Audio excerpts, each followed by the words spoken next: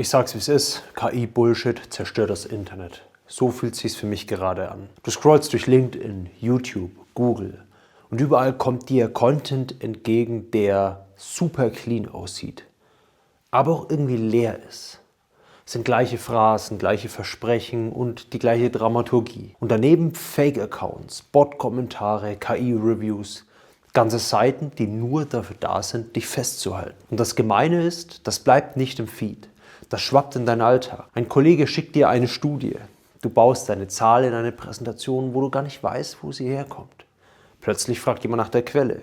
Und du merkst, das war ein schöner Text ohne Fundament. Ich hatte genau so einen Moment und nicht dramatisch, aber peinlich genug, dass ich danach meinen Umgang mit KI komplett neu sortiert habe. Ich arbeite jeden Tag mit KI. In Industrieprojekten, in der Beratung, Forschung und auch für eigene Inhalte. Und ich sehe die Power. Ich sehe aber auch, wie schnell aus praktischer Hilfe irgendein KI-Slop wird, der Entscheidungen schlechter macht. Heute habe ich 5 konkrete Schritte mitgebracht, wie wir mit KI-Müll umgehen können.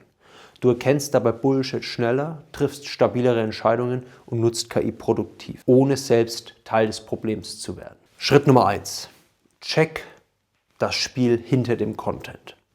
Das Internet verdient Geld mit deiner Aufmerksamkeit. Punkt. KI macht dieses Spiel brutaler, weil jetzt jeder in Minuten Content in Masse raushauen kann. Ich habe mir dafür eine Frage angewöhnt, die ich wirklich bei jedem Clip, jeder Seite, jedem Post kurz in meinem Kopf stelle. Will mir das gerade helfen oder will mich das halten? Weil wenn du diese Frage stellst, dann wird Content, der auf Empörung aus ist, Hype oder du verpasst gerade alles, drauf geht, da steige ich sofort aus. Das heißt auch praktisch, Autoplay aus, Benachrichtigungen runter, weniger Quellen bewusst auswählen und Accounts entfolgen, die nur heiße Luft pumpen. Schritt Nummer 2. Behandle KI-Antworten wie Vorschläge und nicht wie Wahrheiten. Viele nutzen Sprachmodelle wie eine Mischung aus Suchmaschine und Professor. Das ist die schnellste Abkürzung in Richtung Blödsinn, meiner Meinung nach. Weil ein Sprachmodell kann brillant formulieren und trotzdem vollkommen ans Ziel vorbeischießen. Es wirkt zwar souverän, weil die Sprache gut ist, nicht weil aber die Verantwortung davon getragen. Ich denke dabei an einen sehr eloquenten Praktikanten. Schnell, fleißig, oft hilfreich und manchmal überzeugt von Dingen, die einfach falsch sind. 3 Mini-Checks, die mir dabei helfen, sind: Verstehe ich das gerade wirklich oder klingt es nur gut? Kann ich es in eigenen Worten erklären? Und woher könnte die Info kommen? Gibt es eine echte Quelle, die ich öffnen kann? Und auch noch was man über die Zeit lernt, ist, je glatter und selbstsicherer eine KI-Antwort klingt, desto mehr lohnt es sich, hier mal kurz gegenzuchecken. Schritt Nummer 3. Bau dir einen Faktenfilter, der in 2 Minuten durchläuft.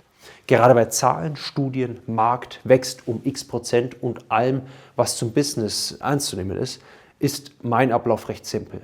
Ich suche mir 2 unabhängige Bestätigungen. Wenn eine Zahl nur auf einer Seite steht, ist das ein Warnsignal. Ich suche mindestens eine zweite Quelle, die nicht einfach dieselbe Story nacherzählt. Und zweitens, wenn möglich, nur immer die Ursprungsspur identifizieren. Die Studie, die Statistik, den Bericht oder der Gesetzestext, der kann dabei helfen, wirklich zu verstehen, was los ist.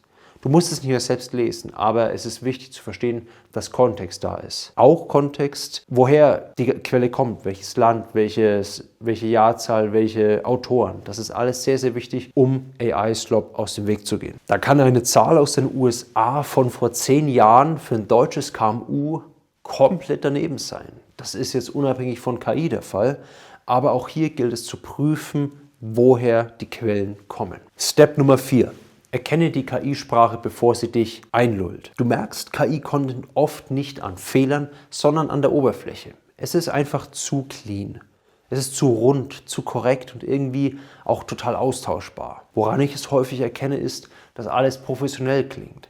Aber es gibt auch nicht so wirklich Details, keine konkreten Beobachtungen und keine Kante, keine klaren Positionen. Stattdessen kommen Floskeln in schöner Verpackung. Zum Beispiel Redewendungen. Da prüfe ich immer sehr gern nach der Redewendung nicht nur ... sondern auch ... Das ist für mich immer ein sehr starkes Indiz, dass es sich um KI handelt. Gute Texte haben auch Reibung, eine klare Meinung, eine klare Szene, ein Detail, das man nicht erfindet, wenn man es nicht erlebt hat. Und wenn das fehlt, dann halte Abstand. Oder nutze es höchstens als groben Impuls, aber nicht als Grundlage für deine Entscheidungen. Schritt Nummer 5. Nutze KI als Tool und halte deinen Qualitätsstandard hart. Der gefährlichste Trend ist aktuell, dass KI Content generiert und auch dabei Menschen ihr Denken abgeben. Ich habe mir dafür die Regel gesetzt, dass ich immer einhalte, dass KI es beschleunigen darf, aber nicht ersetzen darf. Verantwortung bleibt immer bei mir. So heißt es dann, dass ich Strukturen, Perspektiven und Rückfragen gebe, nicht aber den finalen Text nutze, der ungeprüft von der KI erstellt wurde. Ich nutze KI als Ideenbooster, wenn ich feststecke und entscheide dann selbst, was bleibt. Ich behandle auch KI wie einen schnellen Junior. Hilfreich, aber ohne Freifahrtschein. Nichts geht ungeprüft raus. Weder an den Kunden noch ins Team. Vielleicht sind wir irgendwann da, aber jetzt noch nicht. Diese 5 Schritte sind einfach durchzuführen. Die bleiben im Kopf sauber und dein Feed kann dabei lauter werden. Du fällst seltener auf schöne Texte ohne Fundament rein und du nutzt KI so, dass sie deine Arbeit schärft, statt sie zu verwässern. Jetzt kannst du sagen, sauber, Felix, du bist Teil des Problems mit deinem KI-Push. Dann stimmt das, aber nur teilweise. Weil was mich bewegt und warum ich diese Videos mache, habe ich hier erklärt. Wir sehen uns dort.